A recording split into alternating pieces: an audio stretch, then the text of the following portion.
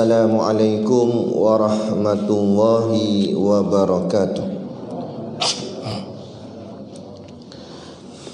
Ila hadrati sayyidina wa habibina wa syafi'ina Muhammadin sallallahu alaihi wasallam wa ila arwahi abaihi wa ikhwanihi minal anbiya'i wal mursalin salawatullahi wa salamuhu alaihi wa alaihim ajma'in wa ala ali kulli wassahabati wal qarabati wa tabi'in wa tabi'it tabi'in bi ihsanin ila yaumiddin wa ila arwahi walidina wa muallimina wa dhawil huquqi alaina ajma'in wa khususan ila hadrati Syekh Abu Abdullah Husin bin Muhammad Nasir bin Muhammad Taib Al-Mas'udi Al-Banjari bisiril Fatihah. A'udzubillahi minasyaitonir rajim. Bismillahirrahmanirrahim. Alhamdulillahirabbil alamin. Arrahmanir rahim. Maliki yaumiddin.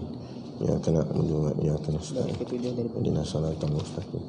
Shiratal ladzina an'amta 'alaihim ghairil maghdubi 'alaihim waladdallin. Amin.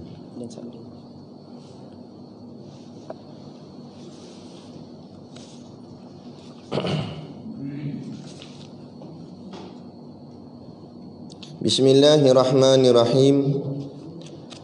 Alhamdulillahi rabbil alamin. Wassalatu wassalamu ala asyrafil anbiya'i wal mursalin Sayyidina Muhammadin wa ala alihi wa sahbihi ajma'in.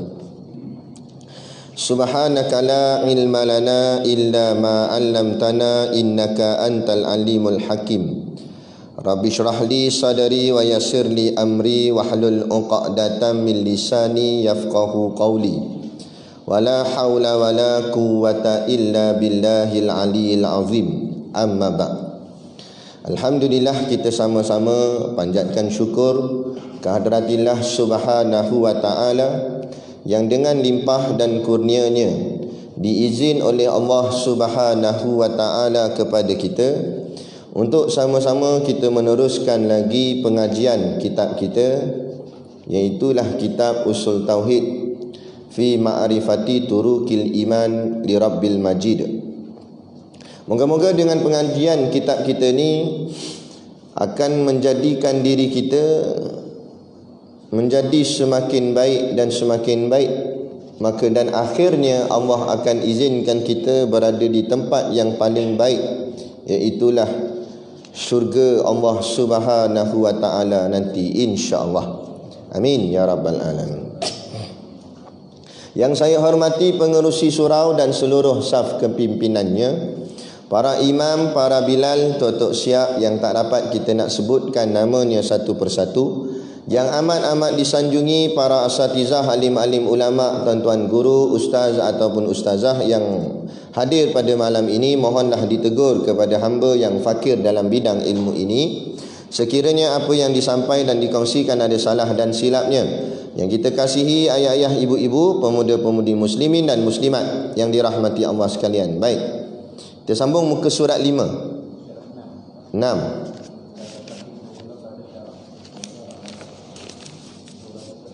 Bermula makna ilmu tauhid pada bukan pada lurah dah.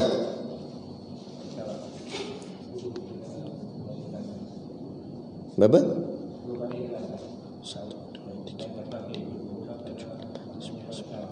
Dan kata kil. Okey, baik.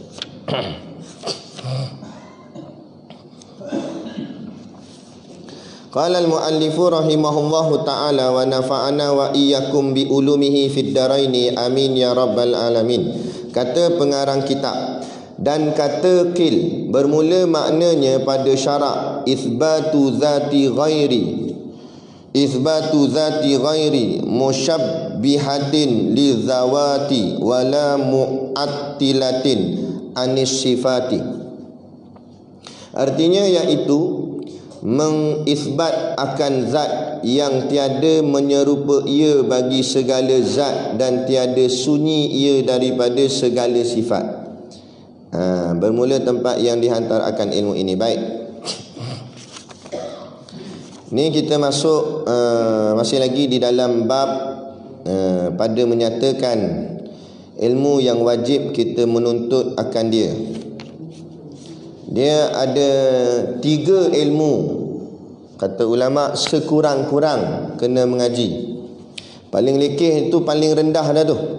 Makam paling rendah nak jadi hamba Allah, sekurang-kurang kena mengaji 3 ilmu. Tu paling kurang. Bawah daripada tu tak layak jadi hamba Allah. Maksud tak layak jadi hamba Allah maksud macam mana? Maksudnya jadi golongan yang asi, derhaka pada Allah. Maka bila derhaka, tempatnya dalam neraka lah. Jadi paling kurang 3 ilmu. Soal faham tak faham, alim tak alim, tu bukan bicara dia. Alim bukan kerja kita, alim kerja Allah. Serah pada Allah. Allah siapa Allah nak bagi alim, kelebihan ada, boleh ilmu, boleh faham ilmu, boleh mengajar pula, itu serah pada Allah. Allah nak pilih siapa, kan? Tapi tugas kita ialah mengaji, menuntut ilmu. Itu tugas kita. Macam dalam kehidupan politik juga siapa Allah nak pilih jadi menteri, Allah pilih ikut suka Allah. Nah, Allah pilih dia jadi menteri, nak jadi Perdana Menteri ke? Nampak? Nak letak jawatan, lepas tu naik pula Perdana Menteri lain, interim ke tak interim ke, darurat ke tak darurat ke. Nah, itu hak Allah. Tapi tugas kita sebagai rakyat biasa, wajib atas kita memilih pemimpin. Itu wajib. Mana? Jadi sama juga macam ni.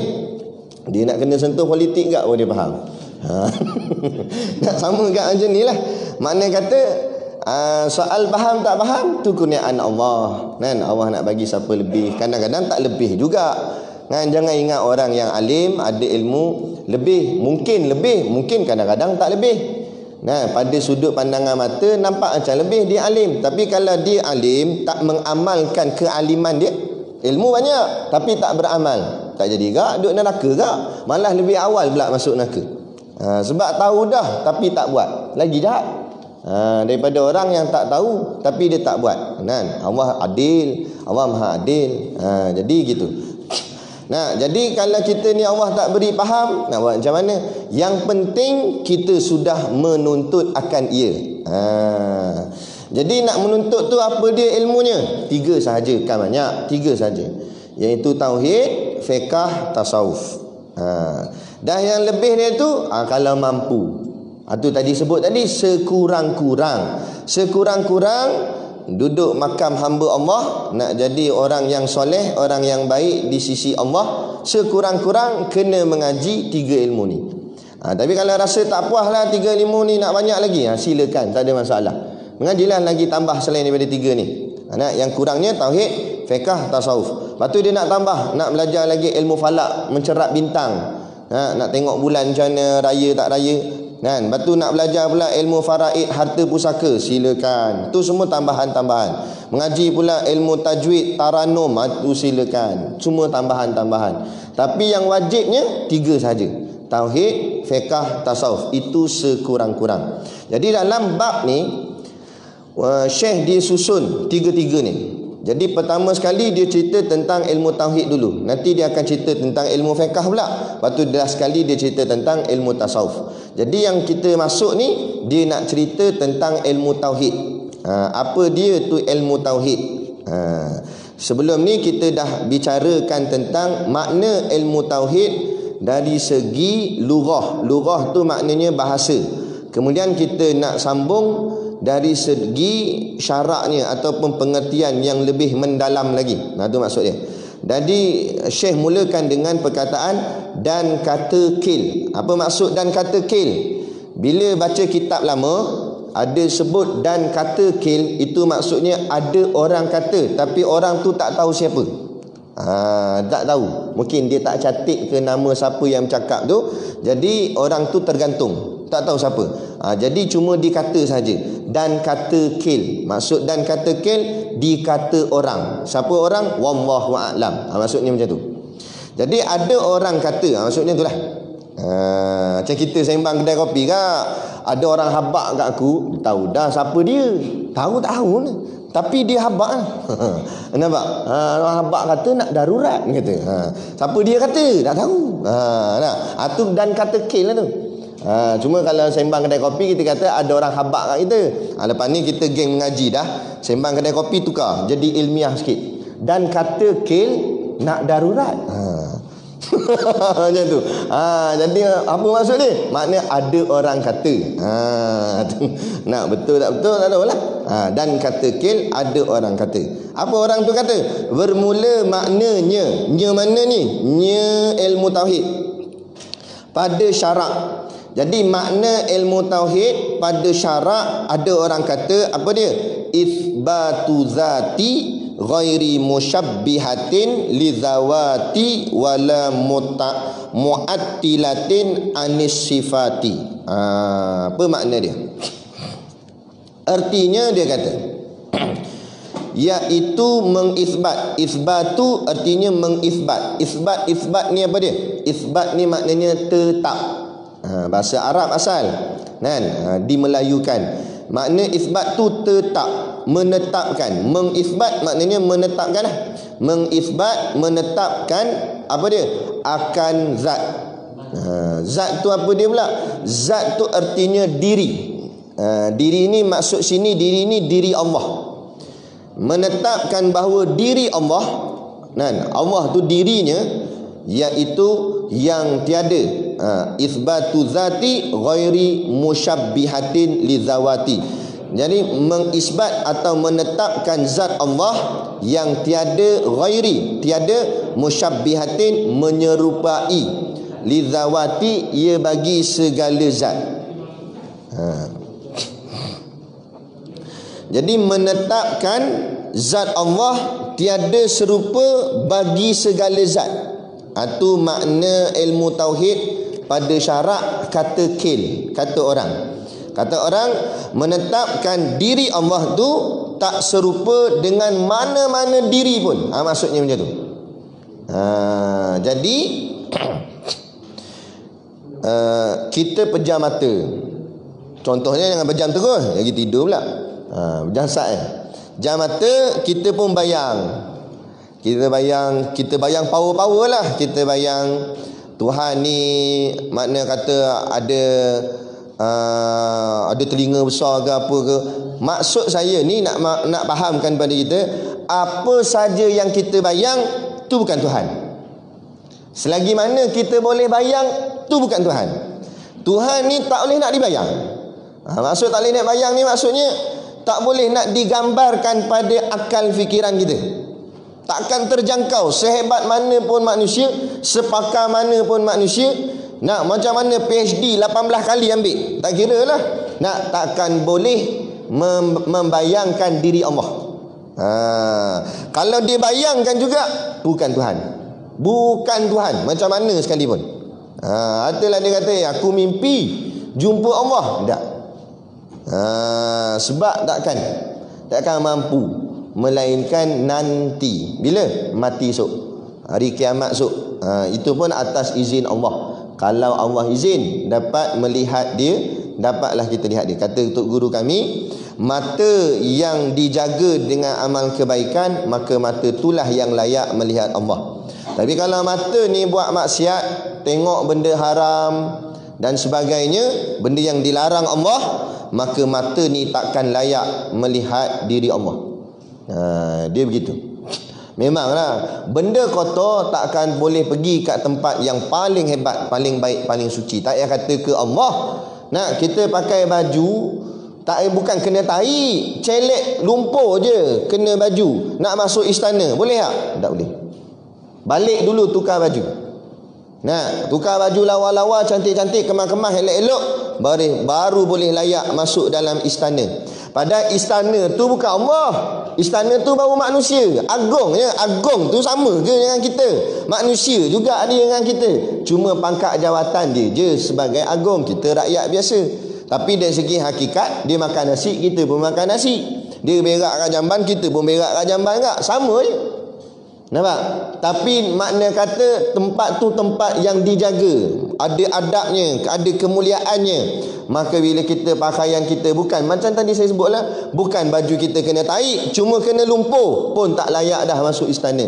Bayangkan kalau hati yang kotor, manakan layak untuk bertemu Tuhannya. Ada. Allah tak ada masalah. Baju kita kena lumpur masuk masjid, Allah tak marah. Kan? Tapi jangan hati tu yang berlumpur. Kan? Tu. Zahir kita kotor sikit-sikit tak apa lagi, jangan najis dah lah. Kan? Tapi kalau hati ni kotor, sudah tidak layak untuk bertemu dengan Tuhannya. Maka jagalah mata kita daripada melihat perkara-perkara yang menyebabkan nanti kita tak dapat melihat Tuhan kita, yang tak dapat nak digambarkan oleh akal pada sekarang ni. Tu. Jadi kata dia, menetapkan zat yang bukan menyerupai bagi segala zat.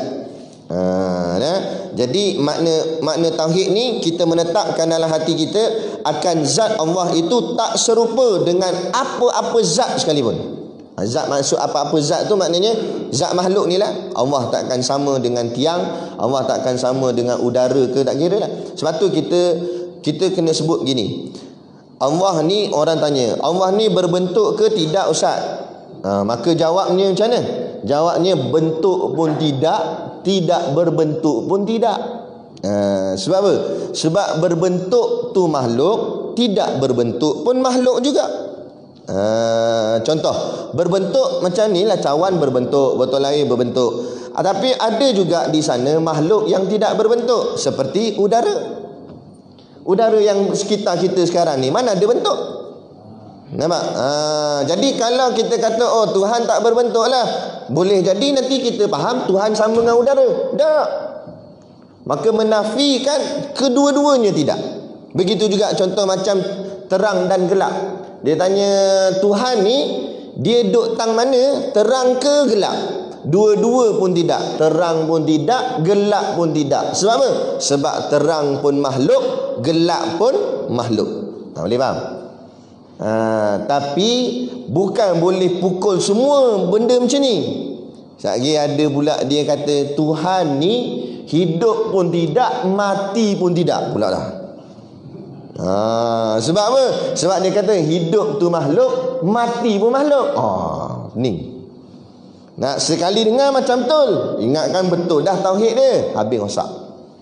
Habis hayyun la yamut tu nak bawa mana ayat tu? Allah hidup tak mati-mati.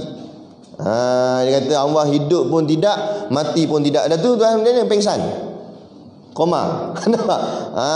Ni mengarut. Jadi yang ni kita kena isbat Allah hidup tapi tak mati. Lepas tu dia kata kalau macam tu samalah Ustaz Allah dengan makhluk. Sebab makhluk pun hidup, Allah pun hidup. Samalah. Mana sama? Nah, Allah hidup, kita bukan hidup, kita dihidupkan. Mana sama? Hidup dengan dihidupkan sama ke? Mana sama? Bila namanya dihidupkan, maknanya dia tak boleh hidup suka-suka, melainkan Allah hidupkan dia baru dia hidup. Dan dia hidup lama-lama. Tak, bila Allah matikan dia, hilang hidup dia. Tu hidup, itu yang dimaksudkan dihidupkan. Tapi Allah yang maha hidup ni, yang hidup sungguh, dia tak bergantung pada siapa-siapa. Tak ada siapa yang hidupkan dia, dan tak ada siapa yang boleh menamatkan kehidupan dia. Tak ada. Itu baru sebenar-benar hidup. Kita bukan sebenar-benar hidup, kita cuma dipinjamkan hidup tu atas kita. Diizin saja. Hari ni muncul hidup lagi. Kalau tak hidup dah, apa ni? Tu. Berapa ramai dah sahabat-sahabat kita kan, tak hidup dah. Dulu sembang sama apa semua lain dah tak ada dah. Tu tadi. Ada.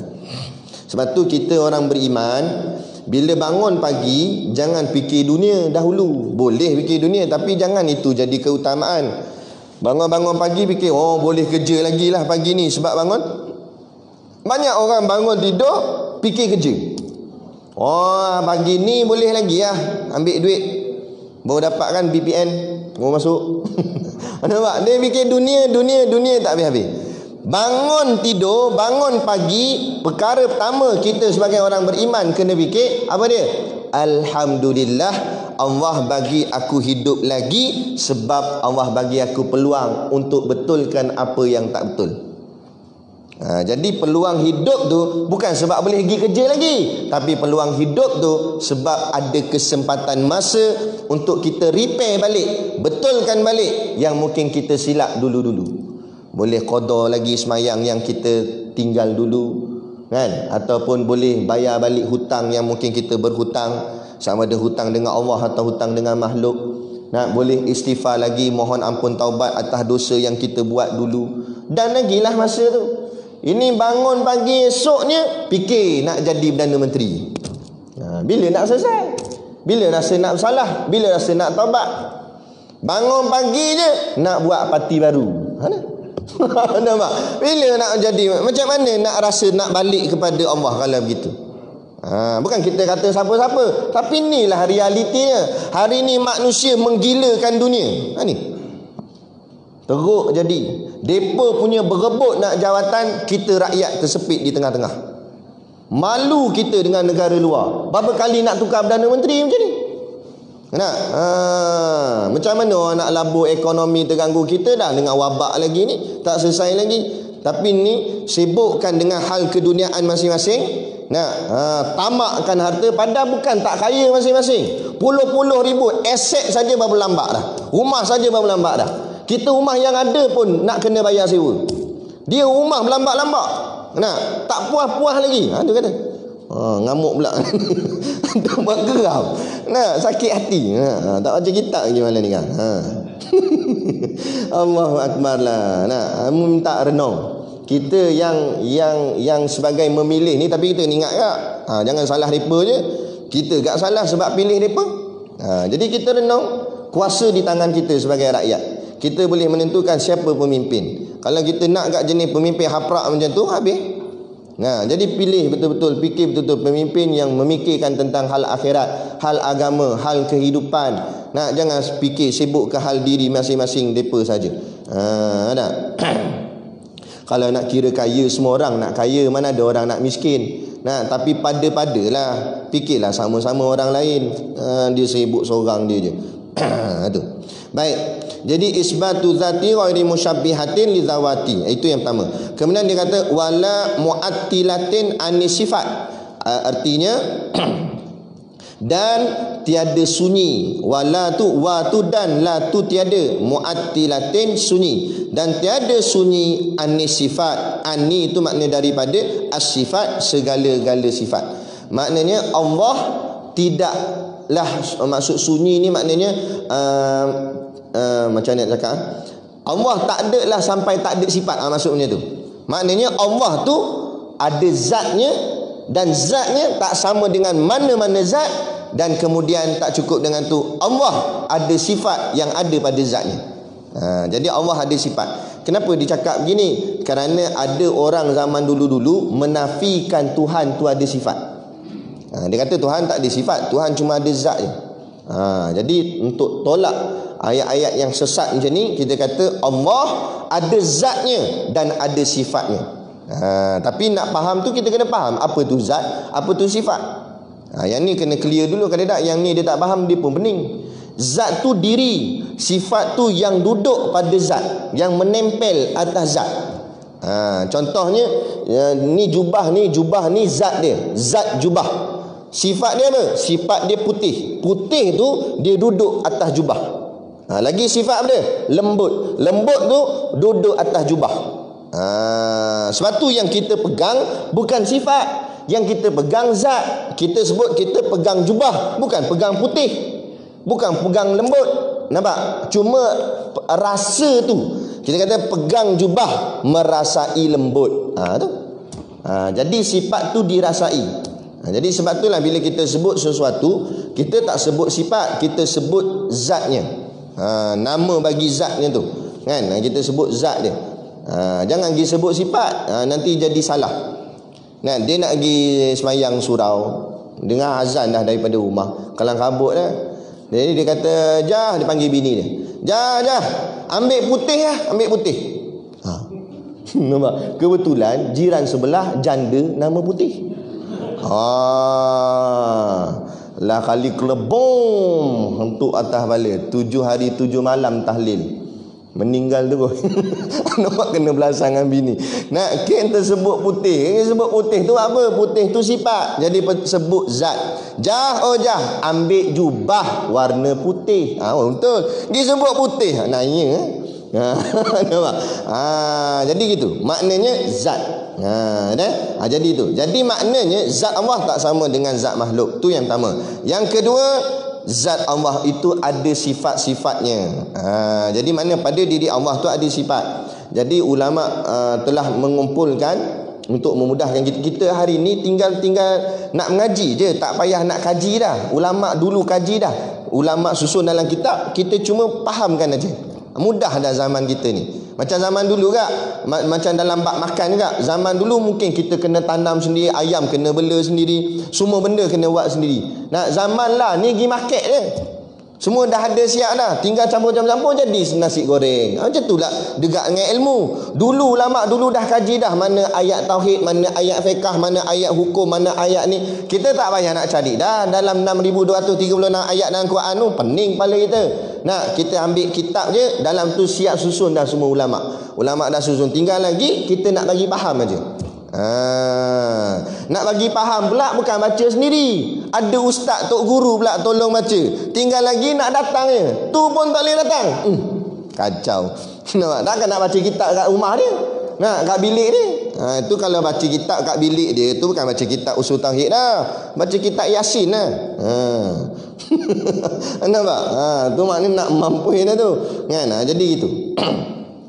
Nah, jadi maknanya dan Allah Ta'ala itu ada sifat ni. Maka ulama dah susun yang dimaksudkan sifat tu dia ada 7. Ada 7 sifat yang paling utama pada Allah Ta'ala lah. Iaitu yang pertama iaitu melihat. Allah sifatnya melihat, kan? Mendengar. 2. 3 berkata-kata. Lepas tu lagi apa? Hayat, hidup.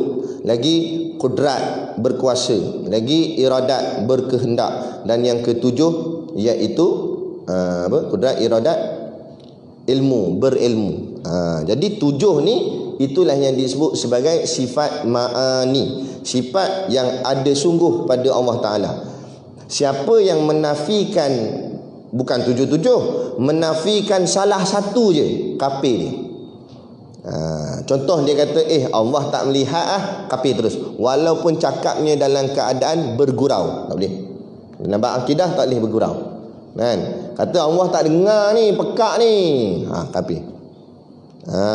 Jangan kata Allah tak dengar doa kita. Allah dengar, cuma Allah makbul tak makbul je. Kalau kata Allah tak dengar, maknanya Allah pekak. Jangan cakap begitu. Jaga-jaga mulut kita, kan? Jangan kata Allah tak boleh cakap, Allah bisu. Sah akidah. Mana jadi kafir. Ataupun Allah tak hidup, jadi kafir. Sebab ada sifat ayat dalam tu, kan? Sifat ayat tu adalah sifat yang sebenarnya ada pada Allah. Allah tak berkuasa, cakap gitu kafir, kan? Allah tak berkehendak, kan? Jadi kafir. Allah tak berilmu, jadi kafir. Jadi 7 sifat ni memang sifat yang ada sungguh pada Allah Subhanahu wa Ta'ala. Itulah yang dimaksudkan oleh kata kil dalam kitab kita ni tadi. Iaitu kita simpulkan balik, menetapkan zat Allah tak sama dengan mana-mana zat. Mana diri Allah takkan sama dengan mana-mana diri. Kita bayang, sebab tu orang kafir dia cuba membayang-bayangkan Tuhan. Bila dia bayang-bayangkan Tuhan tu yang macam-macam rupa tu. Perut buncit lah, kepala gajah lah, tangan banyak lah, kan? Kalau pergi belah Spanyol, gereja-gereja di Spanyol, dia lambangkan pula kuda ada tanduk dipanggil unicorn. Tu semua bayangan-bayangan makhluk yang direka-reka atas apa yang dia fikir. Semua yang direka semua tak betul. Sebab apa? Sebab benda ni kita tak nampak, kita tak tahu lagi.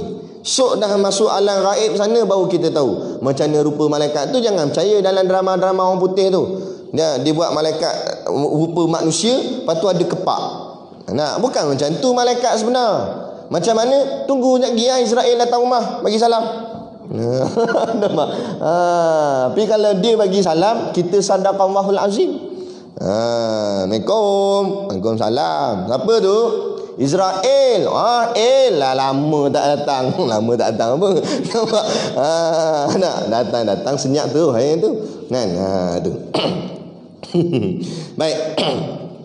Jadi seterusnya, bermula tempat yang dihantar akan ilmu ini. Tadi cerita tentang makna dia segi lurah, makna dia segi syarak. Yang kedua ni dia nak cerita maksudnya tempat yang dihantar akan ilmu ni. Maksud tempat yang dihantar akan ilmu ini, makna dia ilmu ni bicara tentang apa. Tu maksud dia. Ni bahasa lama, mungkinlah dia guna perkataan tempat dihantar lah apa semua. Tapi sebenarnya yang nak dimaksudkan, ilmu ini bicara tentang apa. Tu maksud dia. Jadi bermula tempat yang dihantar akan ilmu ini iaitu zat Allah Ta'ala. Maknanya perbicaraan ilmu ini akan membicarakan zat Allah Ta'ala, dan zat segala Rasulnya. Tapi bicara zat ni bukanlah maksud kita belajar tentang rupa Allah, bukan. Nak belajar tentang sifat Allah sehingga kita kenal itulah zat Allah. Macam mana kenal? Itulah dipanggil ma'rifatullah, mengenal Allah dengan melalui memahami akan sifatnya. Tu. Dan zat segala Rasulnya dan mengenal akan Rasul-Rasul daripada sekira-kira barang yang wajib ia. Dan belajar ni pula takat mana? Sekira-kira barang yang wajib atas Allah dan atas Rasul. Kita belajar sifat yang wajib bagi Allah dan sifat yang wajib bagi Rasul. Maksud sifat wajib bagi Allah, sifat ni mesti kena ada pada Allah. Kalau tak ada, bukan Allah lah tu. Tu cara kenal. Tu cara kenal, kan? Nanti kita nak berhadapan dengan macam-macam fitnah. Dajjal muncul depan mata, Ya'juj Ma'juj muncul depan mata. Kalau tak kenal Allah, macam mana kita nak tahu tu Dajjal ke Allah, tu Ya'juj Ma'juj ke Allah? Lepas tu belajar kenal sifat-sifat Rasul. Dengan belajar kenal sifat-sifat Rasul, baru kita kenal mana satu Nabi Isa. Nanti dia akan turun. Macam mana kita nak tahu yang ni mengaku Nabi Isa, ini mengaku Nabi Isa? Macam mana nak tahu? Orang yang ada ilmu dia tahu. Dia akan tahulah sebab dia belajar dah. Orang tak ada ilmu pakat ikut lah. Sebab itulah orang tak ada ilmu, YB tu kencing dah dia dulu. Percaya juga 4 kali kena kencing. Nampak? Sampai hancing. Ada sebab apa? Sebab tak ada ilmu. Orang tak ada ilmu mudah kena tipu. Tu je. Tak payah kata pasal politik apalah. Pasal enjin kereta je, kita tak reti bab-bab kereta. Kereta kita bunyi kerak itu, kita pun hantar kat bengkel. Kita tanya, awak bunyi macam ni yang kerak ni? Pomen kata ni kena tukar enjin seketul ni. Padahal bunyi sikit je dia kata tukar enjin seketul. Kita dah tak reti bab enjin. Percaya kena bohong gitu. Tu maksud. Tapi kalau kena tipu dalam bab-bab ni, memanglah rugi, tapi rugi dunia. Iman tak tercalar, iman tak rosak. Tapi kalau bodoh bab agama, memang mu tak rugi dunia, memang duit mu tak hilang, tapi agama mu hilang. Kan? Duit hilang boleh lagi masuk syurga, tapi kalau agama hilang nak masuk mana? Masuk neraka dah. Sebab tu jangan orang tipu kita hal dunia, tak apalah, kita teraniaya, kita dapat pahala. Tapi kalau kita tertipu hal akhirat, tu bukan teraniaya, kita yang menganiaya diri kita sendiri. Sebab apa? Sebab kita tak mendalami ilmu akhirat. Dan nasibnya dibakar dalam api neraka. Tu. Tak apalah, kena kencing banyak kali pun, kan? Awak macam mana? Ingat betul ustaz, dia ingat dah berubah dah, jadi baik dah. Rupanya sokong-sokong jahat juga, kena tipu. Kata apalah, orang aniaya kita, orang tipu kita, boleh pahala kita. Cuma hancing je lah dalam pahala tu pun. Nak kasih kena kencing je. Nampak? Tapi boleh pahala lah sebab orang tipu kita, kan? Tapi kalau bab agama ni, tak ada nak boleh pahala dah. Siapa suruh mu tak belajar agama? Lepas tu kena tipu dengan Dajjal, lepas tu kena tipu dengan Ya'juj Ma'juj, kena tipu dengan Iblis. Tu kan? Bukan salah tu dah. Memang Allah hantar dia pun untuk uji kita, kan? Kita yang kena bersiap sedia dengan ilmu supaya tidak ditipu oleh hawa nafsu, iblis, Dajjal dan sebagainya. Baik.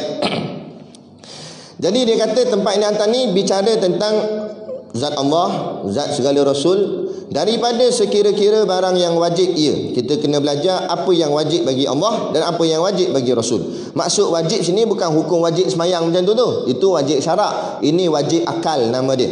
Maksud wajib akal mesti ada. Maksudnya belajar apa yang sifat yang mesti ada pada Allah dan apa sifat yang mesti ada pada Rasul. Kita belajar yang tu. Dan barang yang mustahil. Barang mustahil maknanya barang yang mesti tidak ada. Mesti tidak ada pada Allah dan mesti tidak ada pada Rasul. Tu makna mustahil. Ma la yutasawwaru fil aqli. Al wajibu ma la yutasawwaru fil aqli adamu. Barang yang wajib, barang yang tidak dapat digambarkan pada akal akan tiadanya. Itu matan dalam kitab Matan Mubarahin lah. Nak bicara tu lagi pening pula. Ini saya bagi yang ringkas-ringkas aja. Dan barang yang harus ia, dan barang yang harus ni maknanya boleh jadi ada, boleh jadi tak ada kepada Allah ataupun Rasul.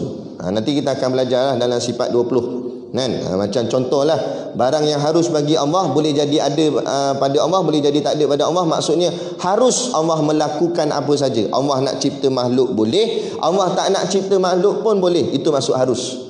Dan juga harus pada Rasul, iaitu sifat basyariah, makna sifat kemanusiaan kan.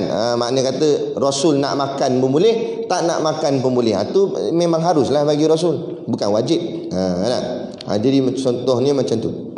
Dan zat segala mumkinat. Dan tak cukup tu, kita belajar juga tentang segala mumkinat.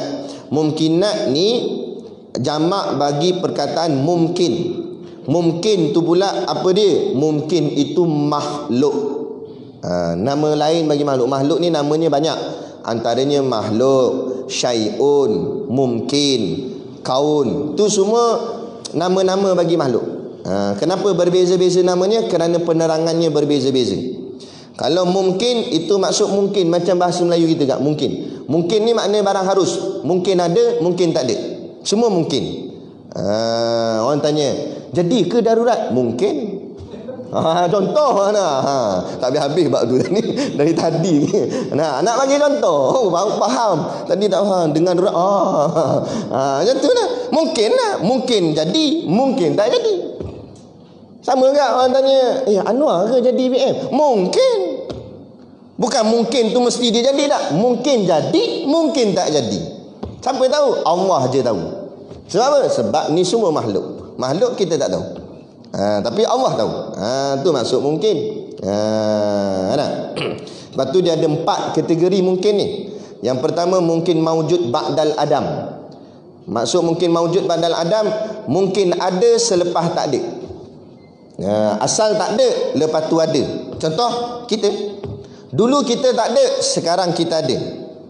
Tu dipanggil mungkin maujud ba'dal adam. Kategori kedua mungkin makdum ba'dal wujud. Dia tak ada selepas ada. Mula-mula dia ada, lepas ni tak ada. Mana? Kita juga lepas ni. Sekarang ni ada. Esok lusa, bukan esok lusa cepat sangat pula. Nantilah. Nanti tak ada. Bila? Wallahu a'lam lah. Allah lah lebih tahu bila kita tak ada tu. Tu. Lepas tu yang ketiga mungkin sayujat. Mungkin sayujat ni salah satu makna akan. Yujat tu jadi. Benda yang akan jadi tapi lambat lagi. Contoh apa sayujat? Kiamat. Kiamat ni kita yakin akan jadi, tapi mungkin lambat lagi, jauh lagi. Tak tahulah bila. Hanya Allah je yang tahu. Tapi walaupun kiamat tu akan jadi, dia tetap duduk dalam kategori mungkin. Apa maksud kategori mungkin? Tetap juga boleh jadi, boleh juga tak jadi. Kenapa pula tak jadi, Ustaz? Dah kuasa Allah. Saya nak tanya, mudah je soalan. Allah berkuasa tak membatalkan kiamat? Kuasa, sebab hak dia. Dia nak boleh bagi ada ke, nak boleh bagi tak ada ke, hak dia. Sebab semuanya milik dia. Kan? Makhluk tak bukan semua milik kita. Kan? Walaupun Agung berkuasa sebagai sultan, tapi Agung tak boleh main suka-suka lantik siapa-siapa nak jadi Perdana Menteri. Semua kena bincang dululah, kena mesyuarat lah, kena buat pilihan raya lah, macam tu lah. Tapi kalau Allah sekati lah, Allah nak siapa jadi ketua ke, nak jadi apa ke, nak meletup bumi ni ke, sekati Allah. Sebab Allah punya semua. Kan? Allah buat belaka semua. Lepas tu tak pelik Allah buat boleh jadi kerajaan walaupun tak menang pilihan raya? Tak boleh. Allah punya kuasa kan. Kalau ikut logik manakah mungkin kita kalah tapi jadi kerajaan? Nah, yang peliklah Allah punya kuasa. Allah boleh buat, tak bertanding Allah boleh buat menang. Kalau macam tu, apa kita takut sangat? Apa kita kata, orang kafir, orang Cina tak sokong kita, Ustaz, macam mana nak menang? Lah, nak menang bukan dengan orang kafir, bukan nak menang bukan dengan orang Cina, nak menang dengan Allah. Yakin situ, kemah-kemah. Inilah umat tauhid namanya. Ini umat berakidah. Sebab apa? Sebab kita memahami, kita kenal siapa Allah. Ni bila tak mengaji, tak kenal Allah, tu yang harapan letak pada makhluk, bukan letak pada Allah. Bila datang Covid, ujian Covid ni bukanlah ujian penyakit, itu lebih kurang je sebenarnya. Tapi ujian yang sebenar, Allah nak uji hati kita, akidah kita. Bila Allah hantar Covid ni, kita nampak siapa? Kita nampak Allah ke nampak doktor? Nampak Allah yang menyembuhkan ke nampak vaksin menyembuhkan? Ini yang diuji. Mu nak ikhtiar, tak ada masalah ikhtiar. Tapi harapanmu pada siapa? Pada doktor atau pada Allah? Tapi tengok rata-rata masyarakat dunia hari ini. Kalau yang kafir kita tak pelik, sebab dia kafir. Dia bukan umat tauhid. Dia bukan ngaji Quran hadis. Kita yang ngaji Quran hadis pun meletak keyakinan pada makhluk. Harus Nah, walaupun kita tak kena Covid, tapi kita telah terkena penyakit munafik. Semayang, tapi letak harapan pada makhluk, bukan letak pada Allah. Tak guna. Sebab tu kata Nabi, tafakkurus sa'ah khairun min ibadati sanah. Kamu fikir saat lebih baik daripada kamu semayang 1 tahun. Kamu ibadat selama setahun, tapi kamu tak pernah fikir tentang apa yang Allah cipta. Nah, tak ada guna ibadat sampai berlekuk-lekuk dahi, pecah dahi ni, berdarah kesan sujud. Nah, tapi tak kenal Allah, buat apa? Nah, lebih baik kamu duduk sejenak, fikir saat. Nah, fikir tentang Allah lah segala-galanya. Itu lebih baik daripada kamu ibadat banyak-banyak tapi tak pernah fikir tentang Tuhan. Tu maksudnya. Kan? Tu. Jadi inilah ilmu tauhid. Jadi mungkin itu yang ketiga, sayujad. Yang keempat, mungkin alimullah annahu lam yujad. Apa dia? Mungkin dalam ilmu Allah annahu sesungguhnya dia lam yujad, tidak akan berlaku. Pada sisi makhluk kita tak tahu berlaku tak berlaku, tapi sisi Allah tahu dah takkan berlaku. Contohnya macam mana? Keimanan Abu Jahal dan Abu Lahab. Masa di zaman Nabi, Abu Jahal hidup lagi, Abu Lahab pun hidup lagi, Nabi pun ada. Nabi tetap meneruskan dakwah walaupun pada Abu Jahal. Buktinya selepas Nabi turun daripada Isra' wal Mi'raj, Nabi terserempak dengan Abu Jahal.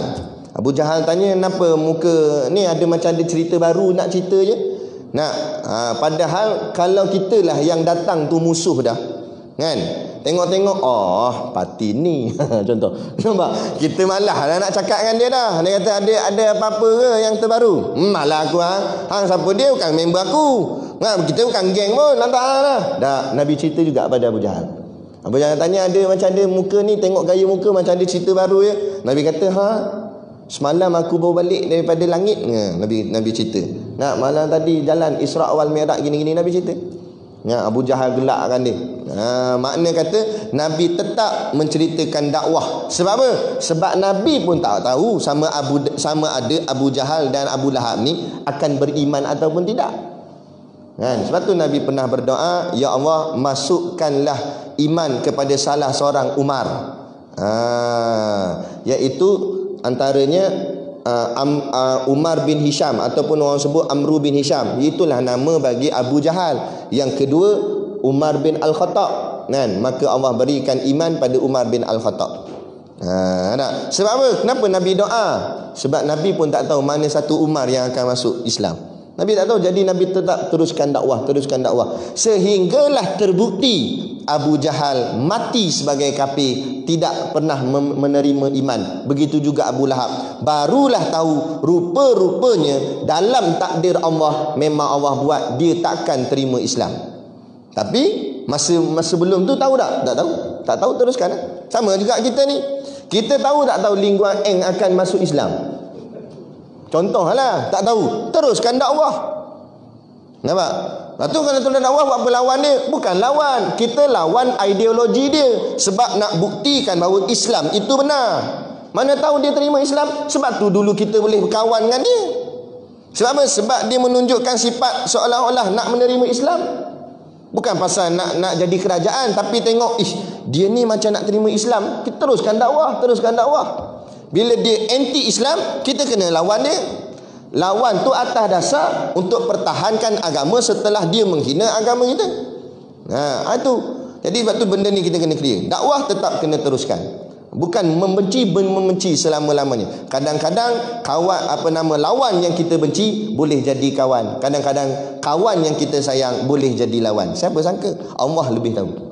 Jadi kita hidup kena faham, matlamat kita bukan atas kawan ke lawan, matlamat kita Islam. Kerana Islam kita berkawan, kerana Islam juga kita berlawan. Baru clear. Baru tak ada masalah. Kawan tak kawan, lawan tak lawan. Dia kata ni musuh tradisi Ustaz, macam mana nak boleh kawan? 50 tahun lebih. Nampak? Tak kira 50 tahun lebih tak lebih. Aus dan Khazraj lagi beratus tahun bermusuh. Datang Islam boleh baik. Sehingga terbina sebuah negara Islam di Madinah. Kerana Nabi tabiah mereka, kerana Islam. Kerana Islam kita boleh bersatu, dan kerana Islam juga kita boleh berpisah. Dia letakkan matlamat dia Islam. Dia begitu. Puas hati pun sama ni.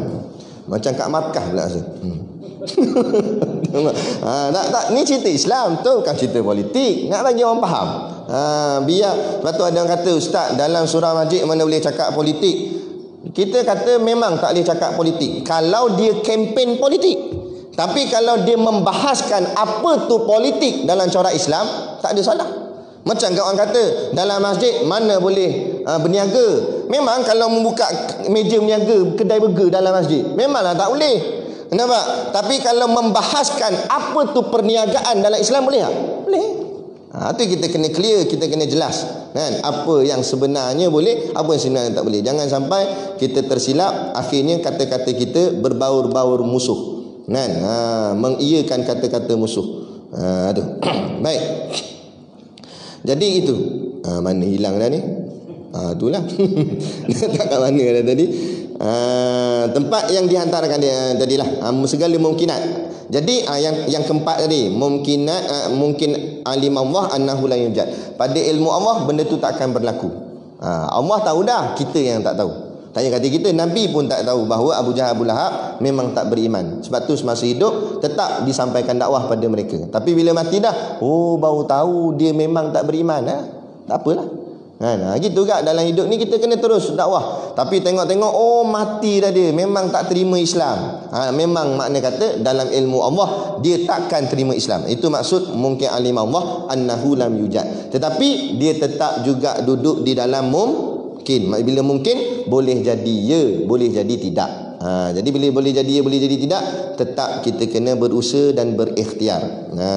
Tu sebab kita tidak tahu. Itu maksud dia. Daripada sekira-kira dituntut tunjuk orang dengan dia atas ada orang. Daripada sekira-kira dituntut tunjuk orang dengan dia atas ada orang yang mengada akan dia. Maksudnya sini, daripada sekira-kira dituntut tunjuk orang dengan dia, maksudnya kita kena pi cari untuk orang tunjukkan pada kita apa dia ilmu-ilmu ni, yakni ilmu mengenal Allah, mengenal Rasulullah dan mengenal mungkinat ni tadi, mengenal makhluk. Kena pergi cari. Sehingga kan kata ulama, kalau contoh di apa nama ni? Nama taman ni apa? Taman Mawar. Taman Mawar tak ada pengajian ataupun tak ada ilmu tauhid, wajib kita kena keluar daripada Taman Mawar, pergi cari kat mana orang mengajar ilmu tauhid. Katalah taman sebelah apa?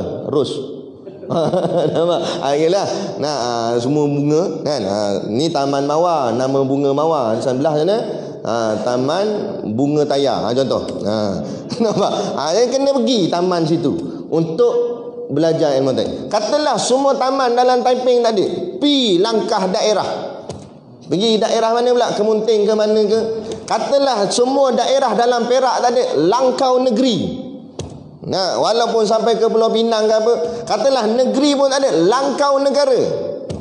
Keluar pada Malaysia, pi cari. Sebab tu ulama-ulama dulu, nah, duduk di tanah Melayu, tak ada lagi madrasah-madrasah. Zaman mula-mula dulu tak ada lagi madrasah-madrasah. Nah, jadi macam mana nak buat? Maka ulama sanggup berhijrah pergi ke Mekah untuk mendalami ilmu agama. Ada di antara mereka ada 3 orang. Syekh Arsyad Al-Banjari, Syekh Daud Al-Fatani dengan Syekh Abdul Samad Al-Palimbani. Naik sampan bukan pakai enjin bot no, kayuh. Pergi berlayar ke bumi Mekah. Bayangkan kalau tak sampai macam, kalau laut bergelora macam. Dengan kompas zaman tu bukan ada pun. Tawakal kepada Allah, yakin Allah tunjukkan jalan sampai Mekah. Nak, kalau dah macam tu pergi susah, nak balik tak tiap-tiap bulan? Nak balik macam mana tiap-tiap bulan? Nampak? Memang duduk situ terus kan? Mengaji puluhan tahun. Ada riwayat mengatakan Syekh Daud mengaji di Mekah 30 tahun, tak balik-balik langsung 30 tahun. Nah, kita 3 hari baru duduk pondok nak balik lah. Macam mana cerita ni? 30 tahun duduk Mekah tak balik-balik kan. Lepas tu bila dah habis apa semua, Tok Guru izin. Tok Guru dia Syekh Abdul Samad, apa nama dia lupa dah, tak ingat. Tapi ada saman-saman belakang dia. Sebab dia pegang tarikat As-Samani kan. Kata guru dia, kamu semua dah dapat dah ilmu-ilmu asas ni, nak balik ke tempat kamu masing-masing dan ajarlah orang-orang masyarakat kamu di sana. Itu yang dia balik masing-masing karang kitab. Syekh Daud karang kitab kan, terhasil kitab Minhajul Abidin. Nah, Syekh Abdul Samad karang kitab terhasil Sairus Salikin, Hidayatus Salikin kan. Syekh Arsyad Al-Banjari karang kitab terhasillah kitab Sabilal Muhtadin. Semua ni kitab-kitab ulama. Tujuan dia karang bukan nak cari royalty, bukan nak cari duit. Nah, kalau cari duit nescaya dia jual mahal-mahal kitab tu. Tapi pergi kedai kitab tanya, berapa ringgit ni kitab Usul Tauhid ni? Tuan Husin Kedah karang. Berapa ringgit? Baru 3-4 ringgit. Itu pun duit tu sebab nak bayar mesin cetak je. Bukan bayar upah dia, tak ada upah.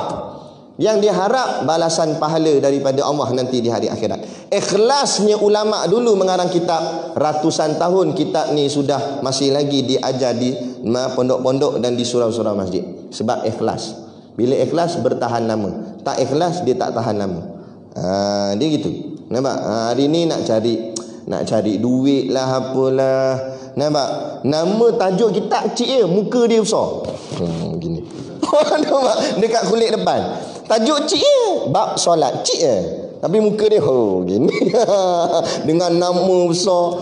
Title siap profesor, doktor. Allahu Akbar. Ulama dulu nak bubuh nama pun segan. Yang bubuh nama kat kulit kitab tu anak murid bubuh. Nah, Tok Guru tak nak tulis, ulama tu tak nak tulis. Dalil buka kitab Syarah Usulut Tahqiq, tak ada nama. Sehingga dekat bahagian mukadimah dia kata boleh jadi kitab ini dikarang oleh ulama Fatani yang tidak diketahui namanya. Ulama tu mungkin duduk Patani sebab mengikut kajian bacaan kata-katanya tu macam ada mirip logat Patani. Jadi diagak ulama yang mengarang kitab ni ulama Patani, tapi nama tak ada. Sebab dia bukan nak popular. Dia nak ilmunya yang dipopularkan. Maknanya ilmunya disampaikan. Tu kan. Kita cubalah belajar gitu kan. Baik. Kat mana? Jadi itu dia, segala mungkinat daripada sekira-kira dituntut tunjuk orang dengan dia. Atas ada orang yang mengada akan dia, atas orang yang mahir lah dalam ilmu tu. Jangan pergi cari orang yang tak mahir akan ilmu ni kan. Cari orang yang kita boleh belajar dengan dia. Tak semesti masuk pondok kan? Tak semesti masuk tahfiz. Tak ada dalam hadis kata talabul ilmi fi funduk. Tak ada. Bukan tuntutlah ilmu wajib di pondok, tak ada. Tak wajib mengaji di pondok, yang wajib mengaji. Tak kira lah macam mana kaedah pun. Sebab tu kalau kita baca biografi Ustaz Azhar Idrus, dia tak pernah masuk pondok. Tahfiz tak pernah masuk. Universiti Al-Azhar, walaupun nama dia Azhar, tak masuk Universiti Al-Azhar. Tapi macam mana boleh jadi alim macam tu? Dia pergi cari ilmu.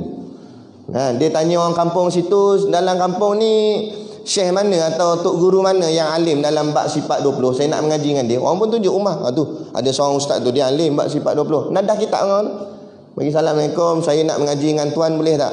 Nak kena bawa apa-apa semua. Jadi tok guru ni kata beli kitab sekian-sekian, datang pukul sekian-sekian. Pergi.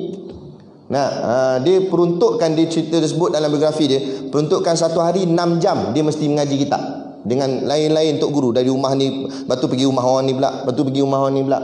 Lepas tu dunia dia buat agak belah petang, pagi dia mengaji, belah petang dia buat mencari batik. Dia buat tenunan batik tu. Daripada hasil batik tu dia buat jual.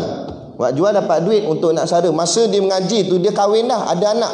Jadi nak sara keluarga lagi. Tapi dia buat sungguh-sungguh. Tengok Allah mudahkan dia. Hari ni jadi macam mana dia?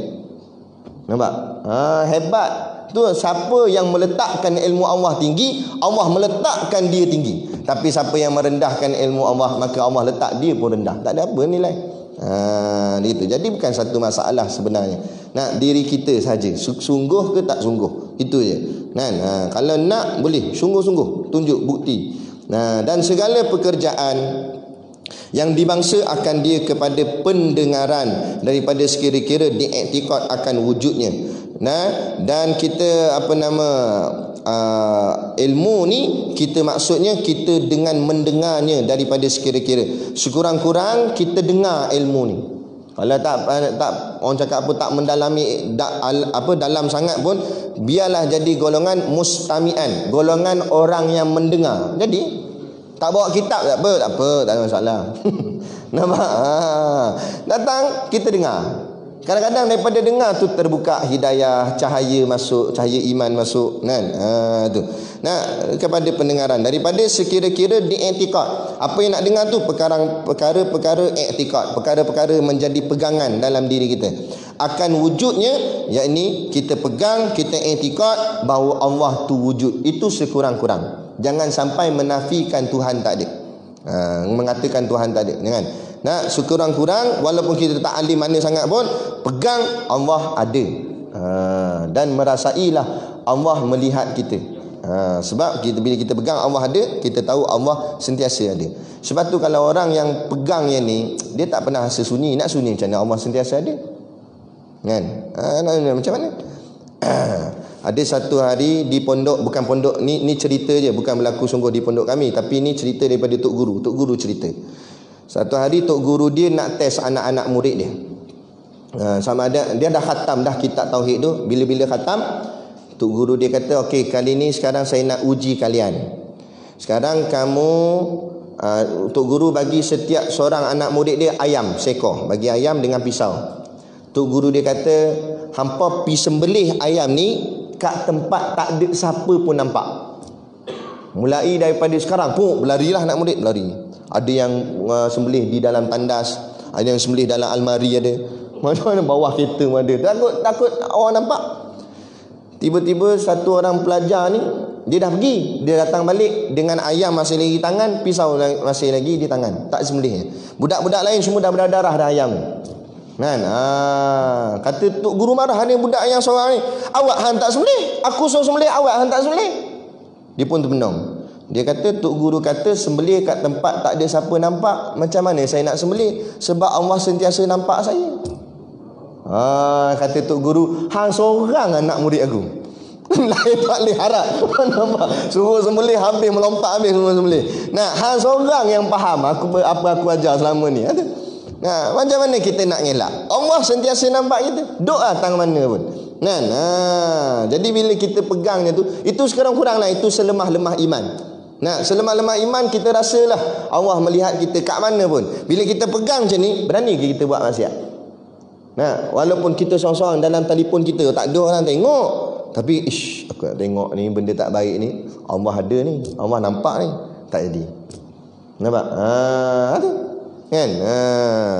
Bila fikir gitu dia insya-Allah. Sebab itulah kata tok guru ni Aziz, nak bentuk diri bukan dengan undang-undang ciptaan manusia, nak bentuk diri dengan undang-undang Allah. Kerana Allah yang lebih tahu tentang diri kita. Kita buat dengan undang-undang ciptaan manusia tak jadi, tak lut. Sebab tu jenayah makin menjadi-jadi. Bukan kita boleh urus kita. Sebab tu kita tukar tagline. Apa benda kita jaga kita, bila pula kita jaga kita? Allah jaga kita. Kita jaga kita. Bila mula mu jaga, mu tak boleh jaga dirimu. Takkan boleh kita jaga diri kita. Allah jaga kita. Orang kafir cakap tak apalah dia kafir. Kan? Kita orang Islam tukar. Tagline kita, Allah jaga kita. Tu. Barulah betul, barulah umat tauhid nama dia. Saya cari tempat berhenti ni. Mana tak berhenti ni. Dan tahqiqnya sikit lagi. Dan tahqiqnya iaitu seperti bangkit daripada kubur. Contoh-contoh barang-barang gaib yang tu kita kena yakin dan percaya. Iaitu contohnya bangkit daripada kubur, syurga, neraka. Walaupun barang-barang tu kita tak nampak dengan mata, tapi bila Quran ada sebut, hadis ada sebut, logik ke tak logik, kita kena i'tiqad, pegang dalam hati, yakin, percaya sungguh-sungguh. Walaupun ulama kata buat percaya, kena buat tak? Sungguh syurga dia, ya, nampak dah? Tak nampak lah, tapi aku yakin dia ada. Pegang macam tu kan? Kena buat sungguh-sungguh, kena pegang, yakin tu sungguh-sungguh, ada sungguh-sungguh. InsyaAllah Allah akan buka lagi bukti-bukti sehingga kita yakin tu bukan buat-buat dah, yakin dengan sungguh-sungguh yakin. Itu yang dinamakan akhirnya jadi ilmu yakin, ainul yakin dan hakul yakin yang terakhirnya. Jadi kita berhenti setakat ni dan kita akan sambung yang ketiga. Bermula faedah ilmu ini iaitu dapat mengenal segala sifat Allah. Nanti faedah ni maksudnya hasil. Apa hasil kita mengaji ilmu tauhid? Hasilnya gitu-gitu ini. Nanti dia akan cerita dalam sesi kuliah kita yang seterusnya yang akan datang. Jadi kat luar tu, keluar pintu ni kona kanan. Jangan terus lagi kona kanan. Dia akan nampak ada beberapa barang. Belilah, niatlah membeli sambil menderma. Kalau yakin derma tu boleh masukkan kita dalam syurga, beli. Ini soal keyakinan kan ni. Tapi bukanlah wajib beli. Saya nak belilah. Dan beli tu niatlah sambil menderma. InsyaAllah menjadi berkat kan, kepada kehidupan kita insyaAllah. Jadi cukup sekadar tu pada malam ni yang dapat kita kongsikan bersama, yang dapat kita fahamkan bersama. Moga-moga kita dapat amalnya bersama insyaAllah. Jadi sekadar tu, wabillahi taufiq wal hidayah. Assalamualaikum warahmatullahi wabarakatuh. Tahlil tu baca masa bila? Lepas solat tu terus kita baca tadi lah. Okay, baik. Sekarang pun boleh tak? Lepas solat terus lah ya. A'udzubillahi minasyaitonirrajim. Bismillahirrahmanirrahim. Alhamdulillahirabbil alamin wassalatu wassalamu ala asyrafil anbiya'i wal mursalin sayyidina Muhammad wa ala alihi wa sahbihi ajmain. Allahumma taqabbal minna salatana wa du'aana innaka antas samiul alim wa tub alaina innaka antat tawwabur rahim. Allahumma ja'al dinana dinan Nabi Muhammadin sallallahu alaihi wasallam wa islamana islamal muslimin wa imanana imanal mu'minin wa salatana salatal khashiin wa a'malana a'malas salihin wa niyatana niyatal mukhlisin wa dhunubana ya Allah dhunubal mustaghfirin wa hayatana hayatal ulama wa mautana bi mautis syuhada wa dakhinal jannata ma'al anbiya'i alaihimus salatu wassalam. Rabbana atina fid dunya hasanah wa fil akhirati hasanah wa qina azaban nar wa qina azaban nar wa qina azaban nar. Wa sallallahu ala khairi khalqihi sayyidina Muhammad wa ala alihi wa sahbihi wasallam. Subhana rabbika rabbil izzati amma yasifun. Wassalamun alal mursalin walhamdulillahi rabbil alamin. Amin ya rabbal alamin. Taqabbalallahu minna wa minkum. Takbir.